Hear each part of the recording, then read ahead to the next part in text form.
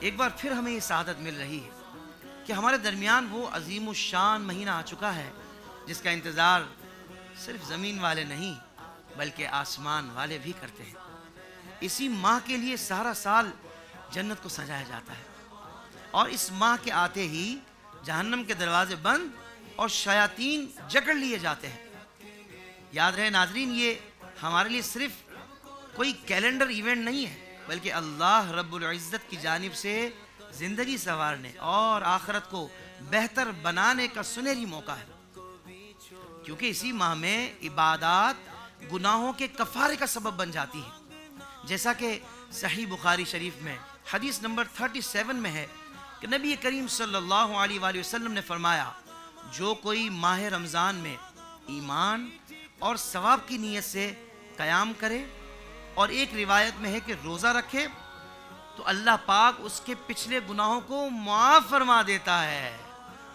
یہی نہیں کہ یہ عبادات گناہوں کو مٹا دیتی ہیں، بلکہ ان کا اجر بھی دوسرے دنوں کے مقابلے میں بڑھ جاتا ہے، جیسا کہ مشکات المصابیح حدیث نمبر 1965 میں نبی کریم صلی اللہ علیہ وآلہ وسلم کا فرمان عظیم موجود ہے کہ جس نے اس ماہ میں کوئی نیکی کی تو یہ ایسا ہے جیسے دیگر ایام میں فرض ادا کیا، اور جس نے فرض ادا کیا وہ ایسا ہے جیسے دیگر ایام میں 70 فرائض ادا کیے ہوں۔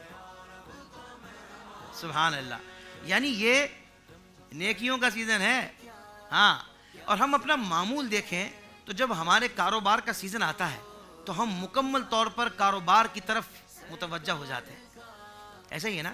جی ہاں، صبح جلدی جلدی کام کا آغاز کرنا اور رات دیر تک کاموں میں لگے رہنا کہ بھائی کمانے کا موقع یہی ہے، اس میں غفلت نہیں ہونی چاہیے، ورنہ سارا سال آزمائش رہے گی، اور اس سیزن میں کھیل گئے نا تو سارا سال سکون سے گزرے گا۔ لیکن یہ ہماری سمجھداری، میں پوچھتا ہوں کہ دین اور نیکیوں کے معاملے میں نہ جانے کہاں چلی جاتی ہے؟ دینی معاملات میں نہ جانے ہم غفلت پر سمجھوتا کیوں کر جاتے ہیں؟ دینی معاملات میں سیزن سے فائدہ اٹھانے کا ذہن کیوں نہیں بنتا ہیں؟ ہم اتنے نادان تو نہیں ہیں جتنے بن رہے ہوتے ہیں۔ اللہ اکبر۔ جی ہاں ناظرین کرام، یہ مسئلہ نادانی کا نہیں بلکہ بیماری کا ہے۔ ہمارا نفس سارا سال گناہ کر کر کے اتنا بیمار ہو چکا ہے کہ اب اس میں نیکیاں کرنے کی ہمت ہی نہیں رہی۔ زبردستی جو تھوڑا بہت کر سکتے ہیں نا کر رہے ہوتے ہیں، بلکہ رمضان میں بھی ٹوٹی پھوٹی نیکیوں کے ساتھ نفس اپنا حصہ تلاش کر کے ہمیں اپنے پسندیدہ کاموں میں لگا ہی دیتا ہے، مثلا افطار پارٹیوں میں ہلہ گلا اور خرافات، مساجد میں نمازوں کے ساتھ ساتھ سوشل میڈیا کے لیے تصاویر کا سلسلہ، چھٹی والے دنوں میں نائٹ میچز کے ٹورنامنٹس، مختلف ہوٹلوں میں سحری افطاری کے اہتمام کی پلاننگ، عید کی تیاریوں کے لیے بازاروں کا رش، سوشل میڈیا اور الیکٹرانک میڈیا پر خرافات سے بھرے گیم شوز اور رمضان اسپیشل ڈراموں کا اہتمام، العیاذ باللہ، الامان الحفیظ۔ ناظرین کرام، کہیں رمضان میں علم دین کے سیکھنے کا اہتمام ہو تو وہاں بے پردہ خواتین، ان کا ہوسٹنگ کرنا، غیر مستند لوگوں کا دین سکھانے کے لیے وہاں بیٹھ جانا، اور بعض اوقات مسائل کی حل کے بجائے باہمی اختلافات سے اسے مزید الجھا دینا، ایسا ہوتا ہے کہ نہیں؟ یقیناً ایسا ہوتا ہے۔ ذرا سوچئے، ایک طرف نبی کریم صلی اللہ علیہ وآلہ وسلم اور صحابہ کا عمل کہ جیسے ہی رمضان آتا، ام المؤمنین سیدہ عائشہ صدیقہ رضی اللہ تعالیٰ عنہ فرماتی ہیں کہ میرے سرتاج عبادات کے لیے کمر بستہ ہو جایا کرتے تھے۔ صحابہ رمضان سے پہلے ہی کاروباری معاملات اور لین دین وغیرہ سے فارغ ہو جایا کرتے تھے تاکہ عبادات میں یکسوئی حاصل ہو۔ ایک طرف یہ اہتمام اور تکریم ہے، جبکہ دوسری طرف ہم ہیں کہ جو ذکر کردہ برائیوں اور غفلتوں میں پڑے ہیں۔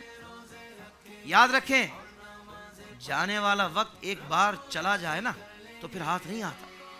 ابھی تو رمضان کا آغاز ہوا ہے، آج ہی سوچ بنا لیں کہ ہم نے اس موقع سے بھرپور فائدہ اٹھانا ہے اور ذرہ برابر غفلت نہیں برتنی۔ اس ماہ کو ایسے گزارنا ہے کہ سارا سال نفس و شیطان کے وار سے بچ کر سکون سے زندگی گزار سکیں۔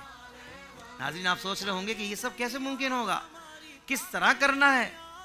تو ہمارے علماء موجود ہیں نا، یہاں بھی ہیں, آپ کے علاقے میں ہیں, مساجد میں ہیں, یہ ہماری رہنمائی کرتے ہیں, یہی کریں گے, یہی ہمیں سمجھائیں گے.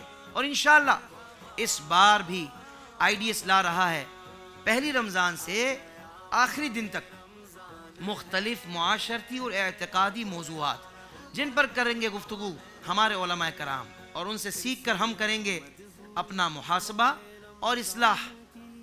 لیکن علماء کا کام فقط پیغام دینا ہے, اسے قبول کر کے عمل کرنا ہماری ذمہ داری ہے. تو آئیے ناظرین کرام, آج پھر جڑ جاتے ہیں, اور انشاءاللہ آخر تک جب ہم سوشل میڈیا کا استعمال اگر کریں گے تو پھر انشاءاللہ خیر والا ہی کریں گے, اور اپنی نگاہوں کی حفاظت کریں گے, برائیوں کی طرف نہیں جائیں گے, برے معاملات کی طرف نہیں جائیں گے, کیونکہ کہیں ایسا نہ ہو کہ یہ رمضان جو ہمیں اللہ کے کرم سے ملا ہے یہ بھی محرومی اور غفلت میں گزر جائے, اور ہم اس کی برکتیں نہ سمیٹ سکیں, اور ہم اپنے آپ کو بدل نہ سکیں, برائیاں دور نہ کر سکیں, اور اچھائیاں اپنے اندر شامل نہ کر سکیں.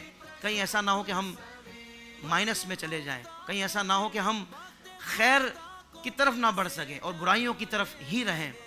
کیونکہ یہ رمضان اگر انشاءاللہ رمضان کا مہینہ جب اچھا گزر جاتا ہے نا, تو پھر 11 ماہ بھی اچھے گزرتے ہیں. یہ الحمدللہ ہم نے دیکھا. زندگی کے تمام شعبوں میں دینی رہنمائی حاصل کرنے اور آخرت کو بہتر کرنے کے لیے ہمارے YouTube channel Islamic digital studio کو سبسکرائب کر لیں اور بیل آئیکن بھی پریس کر لیں.